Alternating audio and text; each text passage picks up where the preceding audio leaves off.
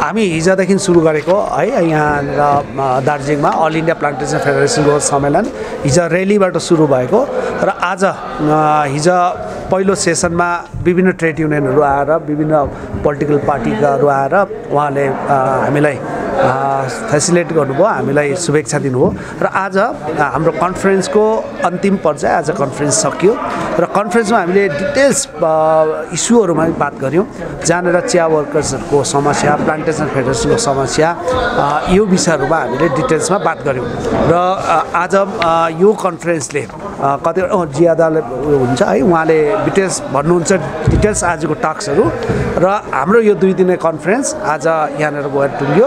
हाम्रो एउटा कमिटी गरेको छौँ, ज्यादा बस्यो कमिटी गरेको छौँ। हाम्रो विशेष रिसर्च कमिटीको चेयरम्यान डम्बर शिवकोटी, उहाँ सेक्रेटरी रिसर्च कमिटी, म प्रेसिडेन्ट, यो डल्लै अल इन्डियाबाट आउनेहरूलाई यहाँनिर वेलकम गर्न सक्यौँ। हामीले सक्सेसफुल्ली यसलाई यो टास्कलाई निभाउन सक्यौँ र दार्जिलिङको श्रमिक श्रेणीलाई भारतवर्षको श्रमिक श्रेणीको आन्दोलनसँग कसरी जोड्ने भन्ने पनि त्यो ठुलो यहाँनिर हामीले पायौँ र देशभरिबाट आएको वर्किङ क्लाससँग हाम्रो यहाँको भोलिन्टियर्सहरू र विभिन्न मिडियाले हामीलाई जसरी सहयोग गर्यो हामी धन्यवाद दिन्छौँ। जिमखानाले हामीलाई यो हल प्रोभाइड गर्यो, उहाँहरूलाई धन्यवाद दिन्छौँ। पुलिस प्रशासनले सहयोग गर्यो, उहाँहरूलाई धन्यवाद दिन्छौँ।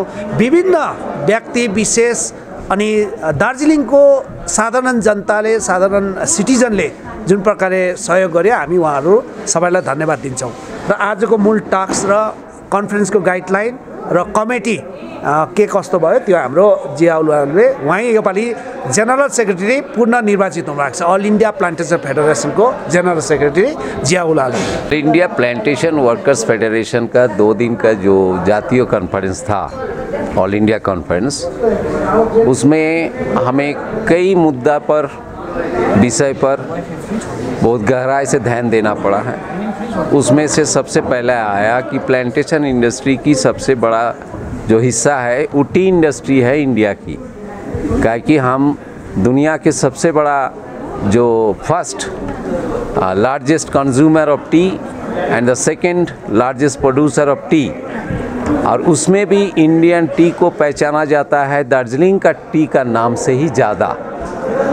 तो जो चर्चा में आया कि दार्जिलिंग टी का अभी जो पोजीशन है वो गवर्नमेंट की लगातार नेग्लिजेंस के कारण, सेंट्रल गवर्नमेंट की कॉमर्स इंडस्ट्री मिनिस्ट्री की लगातार नेग्लिजेंस के कारण हमारे दार्जिलिंग टी की एक्सपोर्ट में घटौती आ रहा है।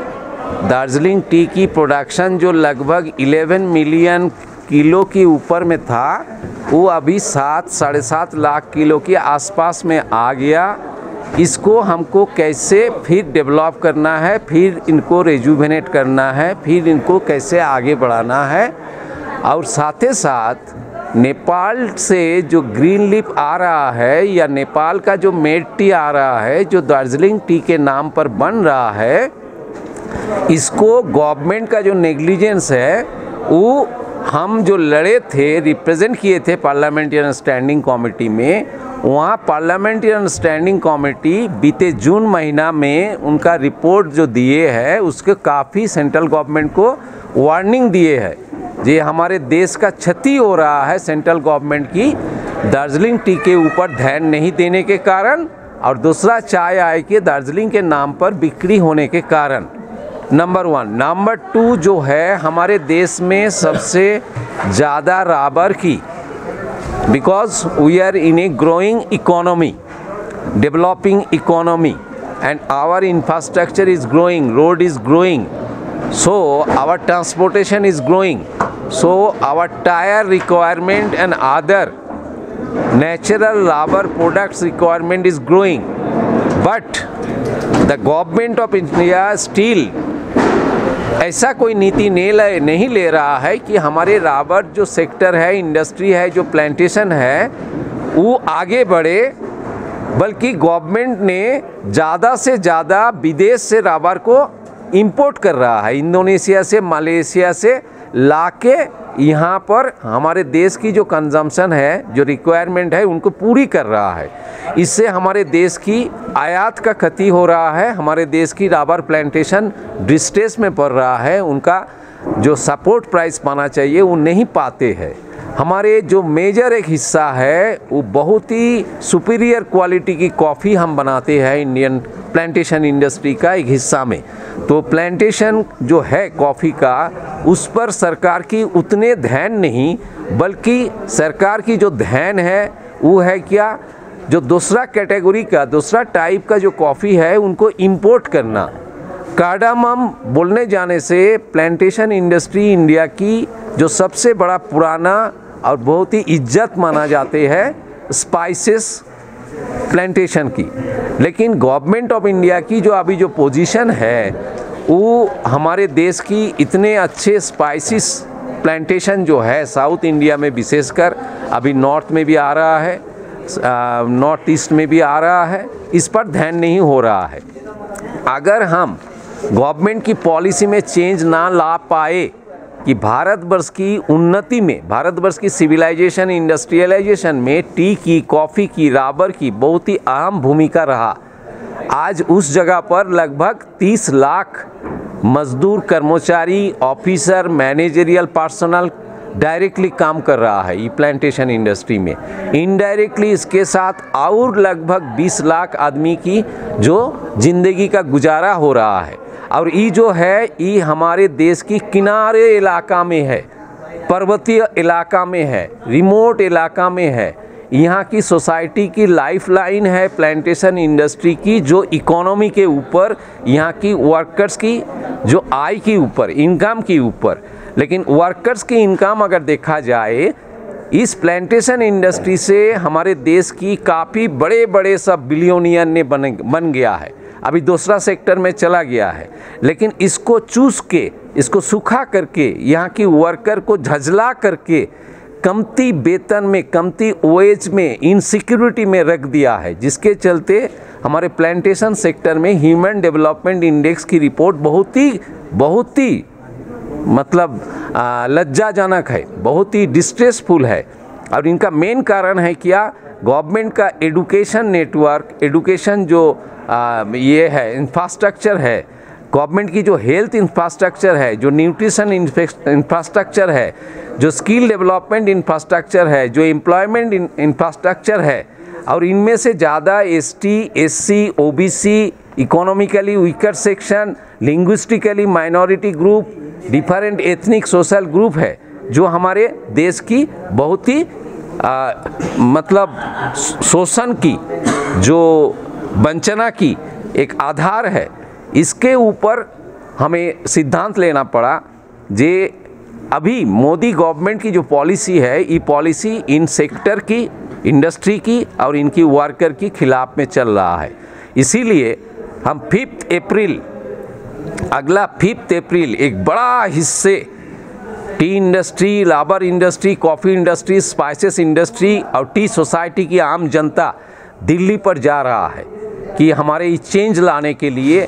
और इस सेक्टर के साथ जुड़ा हुआ जो स्मॉल ग्रोअर, मीडियम ग्रोअर है और जो स्टेक होल्डर है, उन्होंने भी इसमें शामिल हो रहा है, जो किसान है इसमें, इसके साथ। तो इसको हम लोग आगे बढ़ाने की फैसला इस 2 दिन की चर्चा से लिए, जहाँ पर केरला, तमिलनाडु, कर्नाटक, असम, त्रिपुरा और हिस्सा का जो मजदूर कर्मचारी लोग अपना अपना कॉन्स्टिट्यूएंट यूनियन यहाँ आए थे। हम बहुत ही खुश हैं कि यहाँ 50 साल आगे हम लोग इस फेडरेशन की फाउंडेशन किए थे। आज जिस तरीक़ा से दार्जिलिंग की जो civil society, different social organisation, different trade union और आम जनता ने जिस तरीक़ा से इनको वेलकम किए, ज़रूर हमारा इसमें एक ड्यूटी बना है, जैसे कि हम दार्जिलिंग टी इंडस्ट्री की इंटरेस्ट, दार्जिलिंग का चाय वर्करों की इंटरेस्ट को, उनका स्वार्थ को हम कैसे देश की जो हमारे आम मज़दूर के सुविधा के लिए, इंडस्ट्री को आगे बढ़ाने के लिए जो हमारे कदम है, उस कदम में कैसे हम इसको जोड़ लें। ऐसे ही हम लोग एक साथ सभी ट्रेड यूनियन दार्जिलिंग में फंक्शनिंग करते हैं।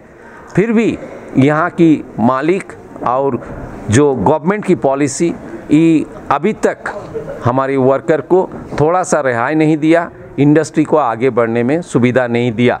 हमने लैंड के ऊपर काफ़ी चर्चा किए और हमने डिसीजन लिए, ना दार्जिलिंग, ना नीलगिरी, ना वेस्टर्न घाट केरला हो, तमिलनाडु हो, आसाम हो, टी गार्डन के लिए डिमार्केटेड जो लैंड है, प्लांटेशन के लिए जो लैंड है, उस लैंड कोई दूसरा धंधा के लिए हम नहीं देंगे। और ये है हमारे एंसेस्ट्रल लैंड जो हमारे टी गार्डन की जो वर्कर लोग जो बनाया है, इसीलिए इनके ऊपर लैंड राइट्स चाहिए हमारा। और इसको किस तरीक़ा से प्लांटेशन इंडस्ट्री में ही इनको व्यवहार हो, इसको जो क्लाइमेट और एनवायरनमेंट का अनुसार से इनको व्यवहार हो, इनका कोई अपव्यवहार जो मुनाफा के स्वार्थे, नाफा के स्वार्थे, धंधाबाजी के स्वार्थे ये दार्जिलिंग को गलत इस्तेमाल ना हो, यहाँ की 1 इंच लैंड भी इस्तेमाल उस तरीक़ा का गलत धंधा में ना हो। गवर्नमेंट अगर कहीं पॉलिसी लिया कि 15% land other economic commercial use में देगा तो उससे काफ़ी क्षति होगा यहाँ की सभ्यता की, यहाँ की कल्चर की, यहाँ की रहन सहन की। अगले दिन एक बड़ा डेंजर हमारे सामने दिखाया जा रहा है। ये जो वर्कर लोग आए थे चर्चा किए हैं, तो vehemently we will protest everywhere for any land grabbing, for any misuse of land और in the name of alternate use of land to demarcate it from here.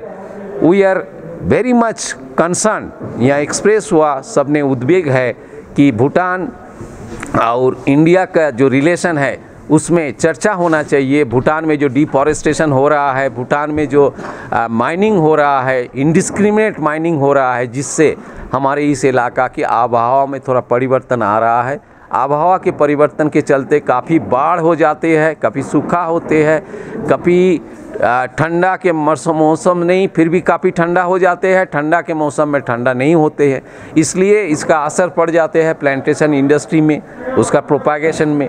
इसीलिए यहाँ की कीड़ा मकोड़ा, यहाँ की किस्म किस्म की बीमारी भी आ रहा है। ये जो केमिकल यूज़ करते हैं टी गार्डन में और उनके जो बदनामी कर देते हैं भारत के चाय के कुछ मालिक लोग, ये भी इनके ऊपर भी रेगुलेशन और करा होना चाहिए। और सेंट्रल गवर्नमेंट की, स्टेट गवर्नमेंट की और काफ़ी अहम रोल होना चाहिए। खाली इसको फ्लेक्सिबल नियो लिबरल इकोनॉमी के नाम पर, मार्केट इकोनॉमी के नाम पर खोल देने से ही नहीं होगा। तो हमारे देश का ये जो इज्जत है, ये जो एसेट है, इतने सारे लैंड, इतने बड़े जो अपना ज़िंदगी गुजारे करने के लिए इतने जो आदमी, उनका भविष्य खराब होगा। ये जो सर दार्जिलिंग टी गार्डन का जो इंडस्ट्री है सर, आपने बहुत सारा प्रॉब्लम बताए, जो प्रोडक्शन कम हो रहा है, नेपाल से दार्जिलिंग का टी ऐसा होकर हो रहा है, इस ऊपर आपका इनिशिएटिव क्या रहेगा? We represented strongly before the parliamentarian standing committee from all India plantation workers।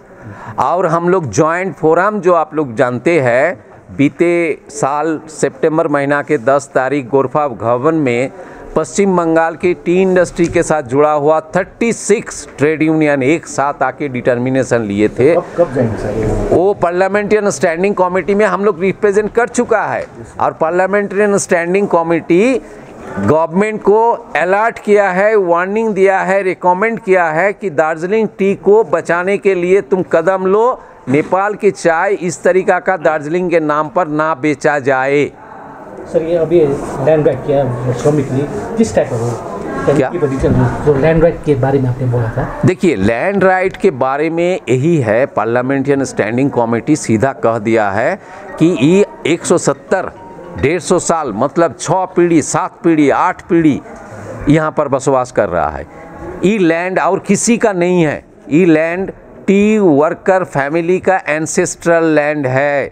उनको land rights state government, central government process करे और दे दे। अल इन्डिया प्लान्टेसन फेडरेसनको 10औं कन्फरेन्सबाट यो आगामी 3 वर्षको लागि हाम्रो कमिटी निर्वाचित भयो र यो कमिटी सर्वभारतीय स्तरमा प्रेसिडेन्ट सीके उन्नीकृष्णन उहाँ हाम्रो प्रेसिडेन्ट, हाम्रो जेनरल सेक्रेटरी जियाउल आलम, त्यो बाहेक हाम्रो असित दत्त ट्रेजरर, के हेमलता भाइस प्रेसिडेन्ट, CITU को जो प्रेसिडेन्ट हुन्थ्यो, हाम्रो फेडरेसनको भाइस प्रेसिडेन्ट हो, vice president S Jayamohan, vice president BK Mohanan, vice president Damayanti Kiro, vice president Viplav Sanyal, vice president Vikas Sanyal, vice president Dinesh Nayak, secretary Saman Pathak, secretary